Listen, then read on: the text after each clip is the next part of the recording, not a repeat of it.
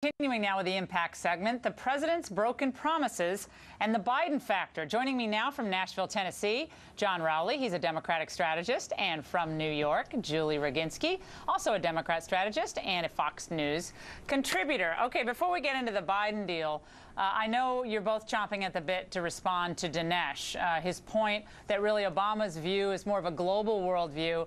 Not that he hates America, but he really does want to reshape America. And if that means everyone's standard of living has to either stay the same or decrease a little bit, we'll be okay and the world will be better off. Julie. I don't know where he gets that, but I respect his opinion. I just happen to think it's dead wrong. The bottom line is what Barack Obama is trying to do is reestablish the middle class that was essentially decimated, as well as senior savings by the events of 2008, which did not happen on his watch.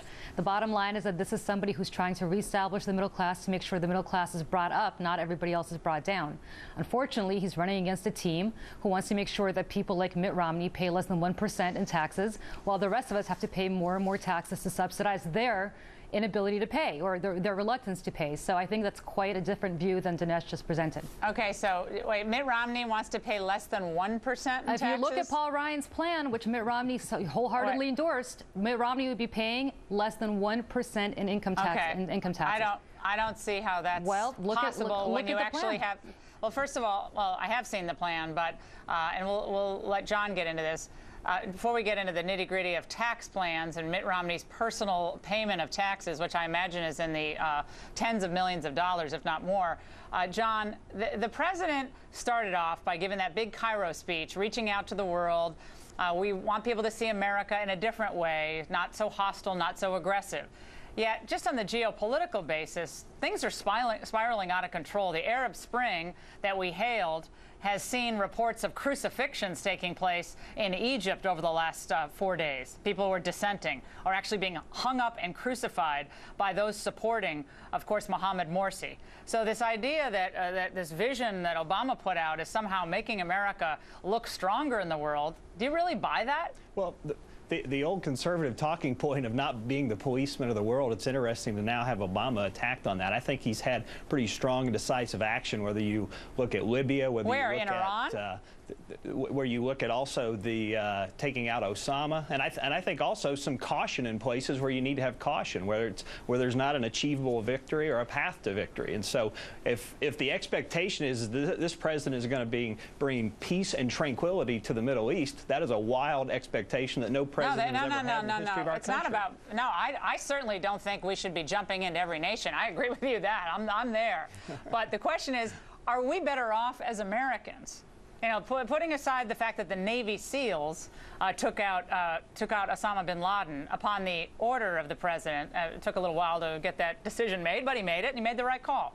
Setting aside that, and the use of the Bush tactics, using the drones to strike terrorists, most people do not think that America, and you can chime in on this, is better off in the world, or that their personal wealth, their personal family situation is better off. Now, that's not Mitt Romney's fault. He hasn't been running the country for the past 3.5 years. Go ahead. Laura, can I just jump in on something you said? Look, I mean, the bottom line is you guys were fully in support and endorsement of George Bush going in and saying he's going to spread democracy to the Middle East.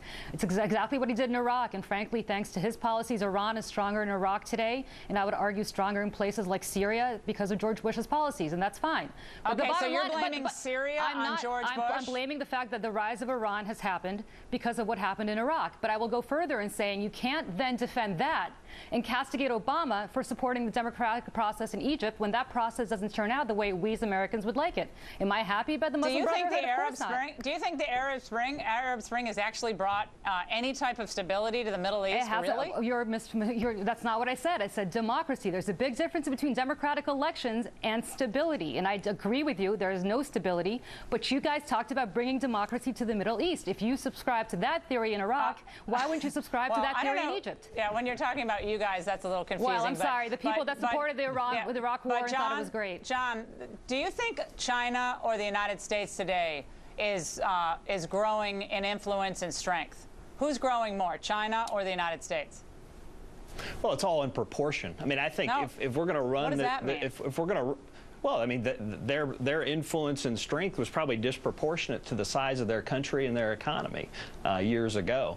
And I mean, I think all the countries of the world are struggling to advance. But I mean, back to the presidential race, if the race is going to be run and it's going to be a referendum on the president's foreign policy, then this thing is over. No, he's going to win. I beg to differ. America stronger? Not. Family stronger? Not. I think that's the referendum, both together. Great to talk to you both. We appreciate it.